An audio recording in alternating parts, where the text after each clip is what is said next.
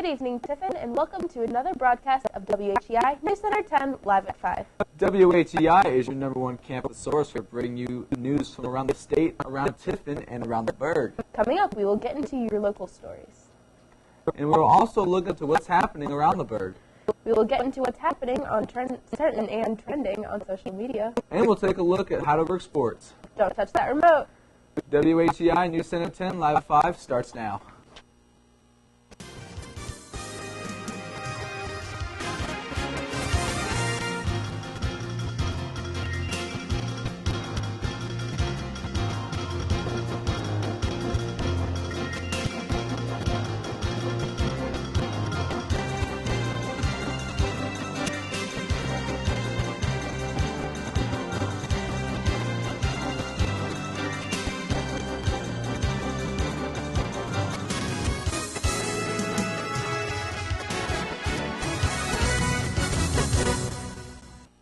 Good evening, Tiffin, and welcome to WHEI News Center 10 live at 5 for Tuesday, October 25th, 2016. I'm Laura Beta. And I'm David Brower. Let's go to our first story of the night. Vice President Joe Biden made his first trip to Northwest Ohio Monday afternoon, campaigning for Hillary Clinton. Biden spoke for 30 minutes to a crowd of several hundred gathered in the rooftop garden of the Toledo-Lucas County Public Main Library. Biden gave his attention to Clinton and her proposed policies. Some of those included were free college tuition and family medical leave. He also pushed for everyone to get out and take advantage of early voting. Because not everyone was allowed into the building, there was also a significant crowd of followers outside. People of all ages and backgrounds were excited to see Biden and hear his message of support for Clinton. If you can't make it to the polls on Election Day, there are several other ways you can cast your ballot. In 2012, just over half of eligible voters in the U.S. cast their ballots. That means over 100 million Americans did not make their voices heard. Many of those who did not vote said it's because they were away from home on Election Day. Lavera Scott is the deputy director at the Lucas County Board of Elections. She says if you can't make it your voting precinct on Election Day, you can always request an absentee ballot. If you will not be home on Election Day and you are not comfortable mailing in your vote, early voting centers have extended hours over the next 2 weeks. In other news, 3 missing boaters were found alive and safe on Monday after being stranded on Lake Erie Sunday night for almost 10 hours. Family members began looking for John Coates, Jesse Perez, and Ryan Root around 10 p.m. Sunday. Family members tried sending out boats, telling neighbors, and doing everything they could to bring them home. In the back of their mind, knowing survival in situations like this is rare. The men set out around 2 p.m. Sunday on a fishing trip, but on the way back things quickly turned to disaster. Around 11 p.m., the propeller got stuck in a large fishing net and they were trapped. To keep warm, the 3 bundled together underneath the boat with one of them in only a t-shirt. They sent out flares throughout the night, but it wasn't until their 7th and final flare that it caught the attention of a Good Samaritan. All 3 say they're now ready for a warm bed, but first Root says he wants some food. With Halloween less than a week away, some people may still be planning out the finishing touches of their costumes, but there is one accessory that might consider a second thought. Ohio Attorney General Mike DeWine, along with the Ohio affiliate of Prevent Blindness and the Ohio Optical Dispensers Board, have teamed up to warn consumers about the dangers of wearing decorative contact lenses without a valid prescription. Ill-fitting lenses can cause eye pain, bacterial infection, and corneal ulcers. One study even found that wearing decorative lenses increased the risk by 16 times for developing a potentially blinding infection that can cause an ulcer in the eye. They want to remind the public that it is illegal for anyone to sell contact lenses without a valid prescription. Even if the lenses are cosmetic or non-correcting, they are still classified as medical devices and require a prescription. Maybe it is time to decide if going blind is worth a killer Halloween costume. I'm glad that wraps up our local news segment for the day.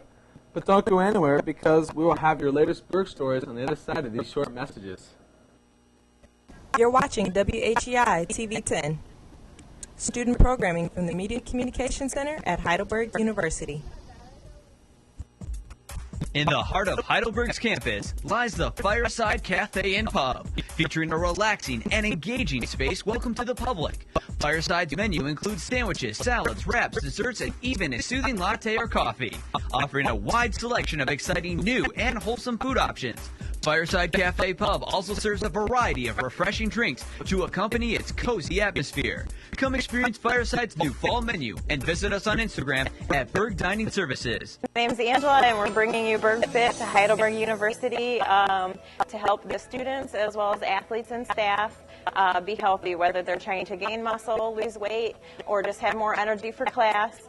Everyone has different goals. We offer pre-workout, post-workout, healthy meal replacement smoothies, as well as many snacks and healthy energy drinks for everyone. I like them. They work. Taste good. Relatively cheap. Favorite flavor is definitely Twix. Welcome back to News Center 10 live at 5. Let's get started on our Heidelberg campus news segment. Heidelberg will be adding a new welcome center on campus sooner than later.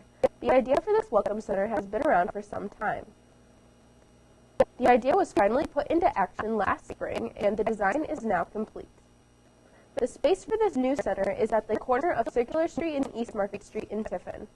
This 10,000 square foot space is located just west of Heidelberg's library. Associate Vice President for Facilities and Engineering, Rod Morrison, says the new two-story facility is going to be an exciting place to be.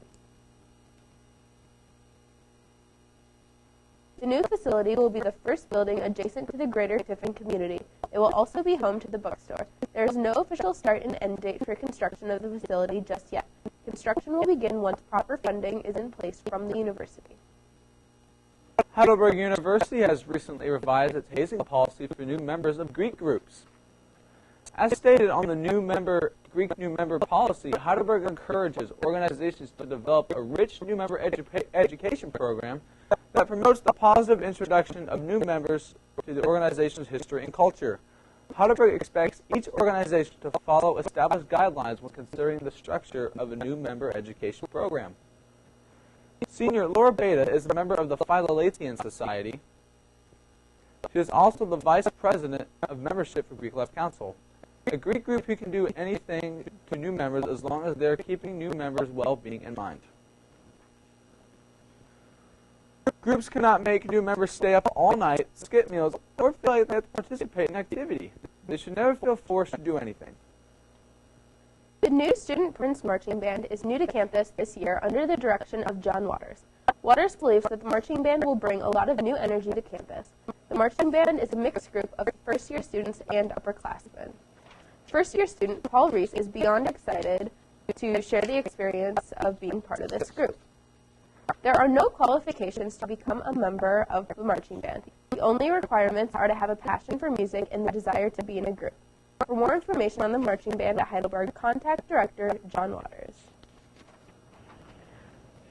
So the band's pretty cool. Yeah, absolutely. It sounds like we can join too. I mean, you don't have to be musically inclined, you just have to love to do it. So. Yeah, you don't. John Waters has been very, very good about just letting anybody who wants to join. Well, maybe we should look into that endeavor. That's all we have for Berg's Campus News today. When we'll come back, we will see what is trending in social media. News Center 10 live at 5. We'll be right back. You're watching WHEI TV 10. Student programming from the Media Communication Center at Heidelberg University.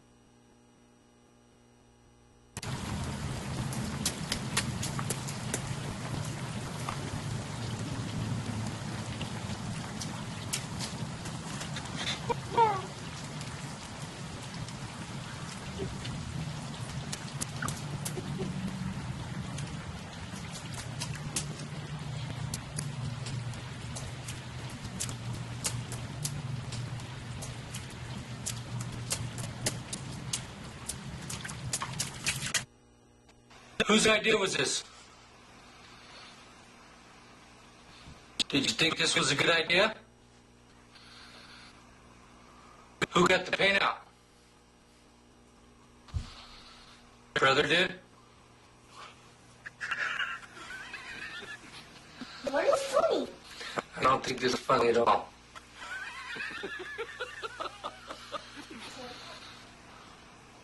Who's gonna clean it up? Every NPC at a concert, a game, or a special event is a missed opportunity to say thank you to a veteran. Give your extra tickets to VetTix. Give something to those who gave. For more information on how you can make a difference, go to vettix.org. Hello, and welcome to our Social Spotlight segment. Let's check out what's trending today in the world of social media.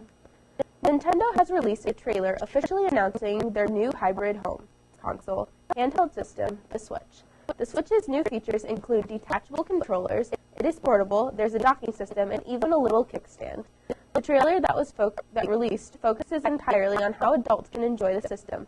Adults playing games after the pickup basketball game, adults playing games on planes, adults playing games at rooftop parties. Most notable games in the ad are portable versions of Skyrim and an unknown NBA game. Both games are mostly played by grown-ups.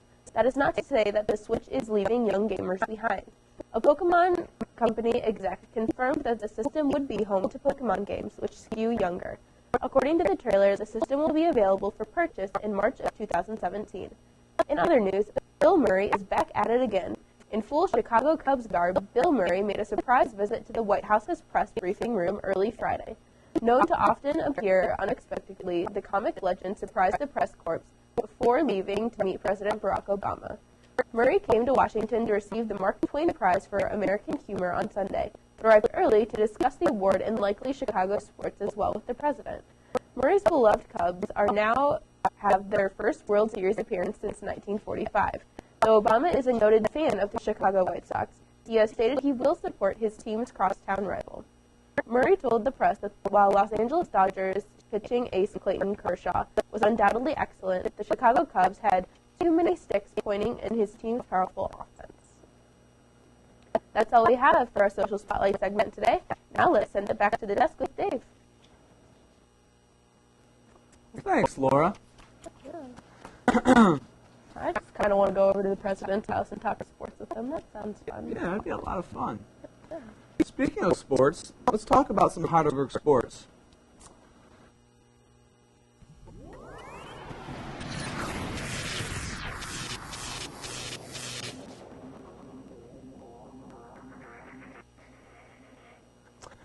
Tony Morris caught 3 touchdowns and provided impeccable downfield blocks on 2 more as the Heidelberg University football team defeated Marietta College 41-28. The Student Princes sprinted out of a 34-0 halftime lead and held on as the Pioneers increased pressure in the second half. Heidelberg improved 3-4 overall, 3-3 in the Ohio Athletic Conference. Despite a 265-yard rushing performance from Roger Walker, Marietta fell 2-5, 2-4. Heidelberg travels to Wilmington College next Saturday. Kickoff against the Quakers is slated for 1:30 p.m. In other sports news, led by Janessa Scott's 11 kills, the Heidelberg University volleyball team swept Marietta College Saturday afternoon 3-0. Senior Sarah Parker chipped in with 8 kills in the match. Carly DeRussa tallied 28 assists, and Rachel Romano scored 18 digs. The tricolor took the opening set 25-17. Kills from Scott, Maria Saul, and Laura Schrag sealed the first victory. Aided by Marietta attackers, the Berg led as many as 8 in the second set. Back-to-back kills by Michaela Weldy led the Berg to a set 25-18. With the score tied at 7 in the final set, Heidelberg scored 12 straight points to take the commanding 19-7 lead. A kill by Lisa Cruzy ended the match and gave the Berg a 25-15 win. Student Princes return to their home court on Tuesday when they host Capital University. Game time is slated for 7 p.m. And that's all we have for your Berg sports stories. Now let's go join Laura at the news desk.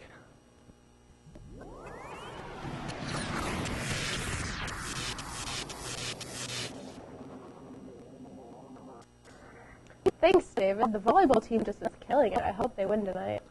Me too. They've had a pretty good, stellar couple seasons the past couple years since we've been here. So yeah, it's going to be sad next year when these seniors leave because they're really leading the team. Yeah. When we return, we will get to your final story of the evening. Hey Spencer, can you whistle?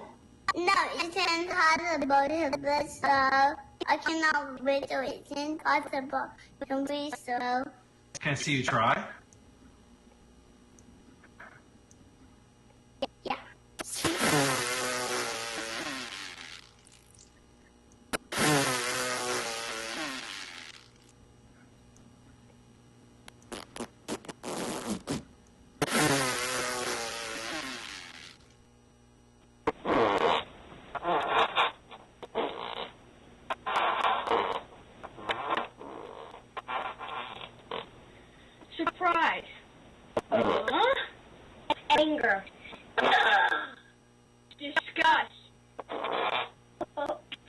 Sorry.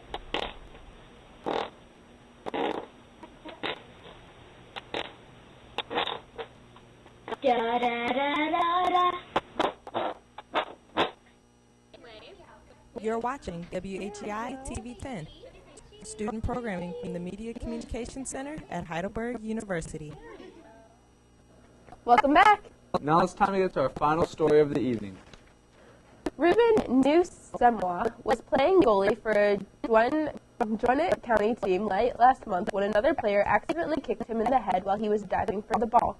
The high school sophomore, who has now suffered 3 soccer-related concussions, fell into a coma for several days. But when he woke up, he could only speak Spanish. Ruben, whose English has since returned, said he knew little Spanish because of his friends and a brother speaks the language, but he never felt comfortable holding a conversation in Spanish before his injury. His Spanish gradually slipped away after he woke up, Ruben said. Though Ruben's experience may sound like something out of a sci-fi movie, it's actually more common than some might realize. Dr. Michael Paradise, who teaches neurolinguistics at Montreal's McGill University, told the Huffington Post it was, quote, not that rare that Ruben only spoke Spanish upon regaining consciousness. Ruben's friends have started an online fundraiser to help pay off his medical bills. Once he's fully healed, he looks forward to returning to his favorite sport, though his coach insists that he'll have to wear a helmet.